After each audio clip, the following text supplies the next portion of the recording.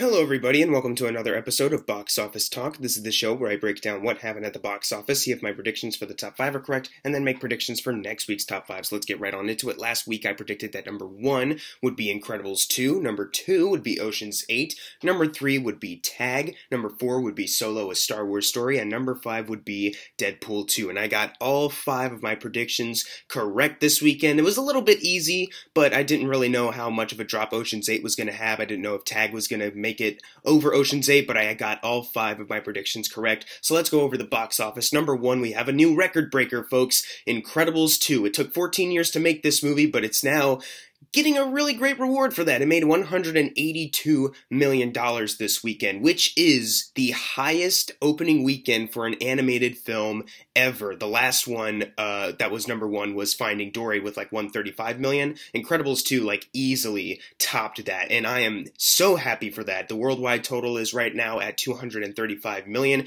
and there is no budget listed for Incredibles 2, so I'm just going to estimate that this cost around the same amount that the average Pixar film would, so like $175 around there. So far, it's looking very good, and I think it's going to be able to triple its budget at one point. We already know it's going to double it, but I think it's definitely going to triple it. Maybe it'll have a chance to get to $1 billion, maybe close to that. I'm just really excited that Incredibles 2, now that it's finally out, it's finally like the highest opening weekend for an animated film, and it's going to be one of the top money makers this year. You see, Pixar, this is the sequel that everyone wanted, not Finding Dory and Finding Dory technically, because that made a lot of money, but the Cars films, no one wanted those. We just wanted Incredibles 2, and look what happened. Moving on to number 2, we have Ocean's 8, dropping from about $40 million to $18 million this weekend, which isn't that bad because it adds to a domestic total of $78 million, and on the worldwide chart it is sitting at $115 million, so it only needs about $25 million more to double its $70 million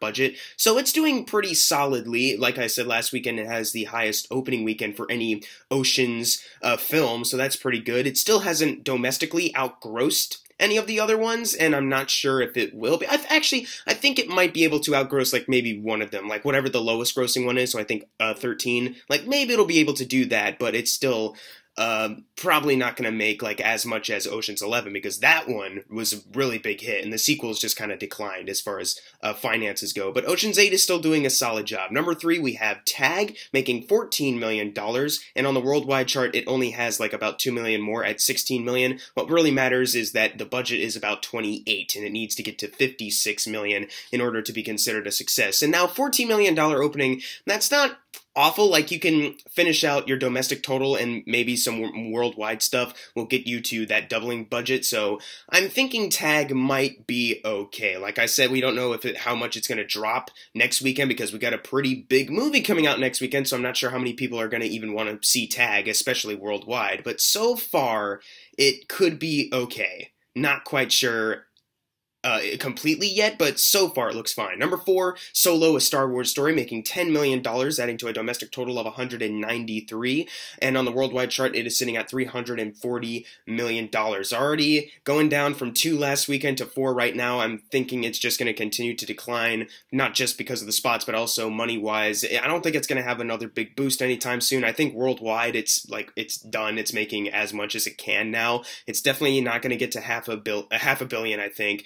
And domestically, it's not going to get to like about Rogue One's $500 million total, because Rogue One is like the lowest of the new Star Wars films, but still made a lot of money, while Solo is about to take that crown of being the lowest moneymaker out there for Star Wars. So that kind of sucks, but then again, no one asked for it, and this is what you get. Instead, you should make Incredibles 2, which you did, and you're making a ton of money off of that. You see, make movies that people actually want to see.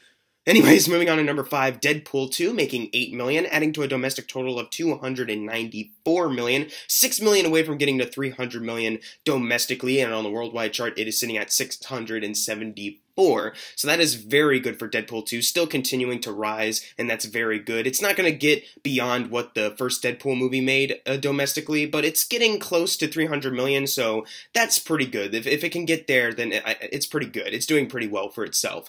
Number 6 is Superfly. It barely made the top 5. It just got very close. In fact, I didn't predict it because I thought no one was really that interested in it, because I didn't even know this movie was coming out until, like, I was looking at the movies being released, and I was like, I don't know what this is. I doubt anyone's going to really see it that much. And I was kind of right. It made $6.87 million, adding to a domestic total of $9 million because this released on a Wednesday, and the budget is about $16 million. It needs to get to 32. I don't think it's going to be able to make that amount of money, especially since it opened with about $6 million, so yeah, I don't think the chances are that good for Superfly. Like, I wouldn't be surprised if it just completely dropped down entirely next weekend. Number 7 was a very close to topping Superfly, though. Hereditary, making $6.85 million, adding to a domestic total of 27. So it's already doubled its $10 million budget, $3 million away from tripling it, and that's very good. I saw the film yesterday, and I can't give my review away here, but all I will say is, wow.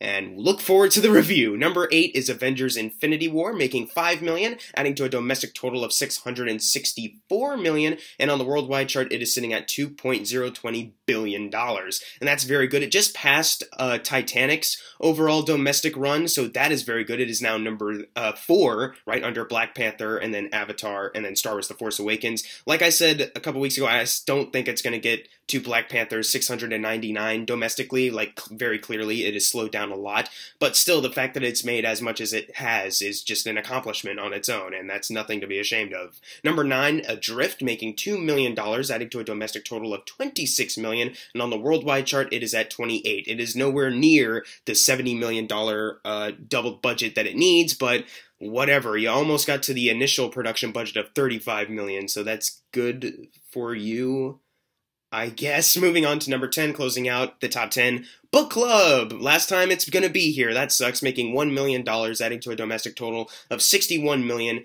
on a budget of only 10. So it did pretty well for itself, actually. Like, it made $41 million over its doubled budget limit, so Book Club actually did very well for itself. I don't think this is the kind of movie that they'll make a sequel to or try to do anything with that, but it was a fine, pleasant film while it was around, and nothing more. Now it's time for the fun part, the predictions for next week's top 5. Number 1, very obvious, Jurassic World Fallen Kingdom. Not only is it because the first film was so huge, but also there's like no other film being released, so of course. Number 2, Incredibles 2. Number 3, Ocean's 8. Number 4, Tag. And number 5, Solo, A Star Wars Story. But what are your predictions for next week's top 5? Leave it in the comments below, and if you got your predictions right for this week, you're going to get a shout out right now. Unless you didn't get it right, then I'm sorry. And as always, thank you guys for watching. Make sure to subscribe. I'm Jackson Fulcher. See you guys next time.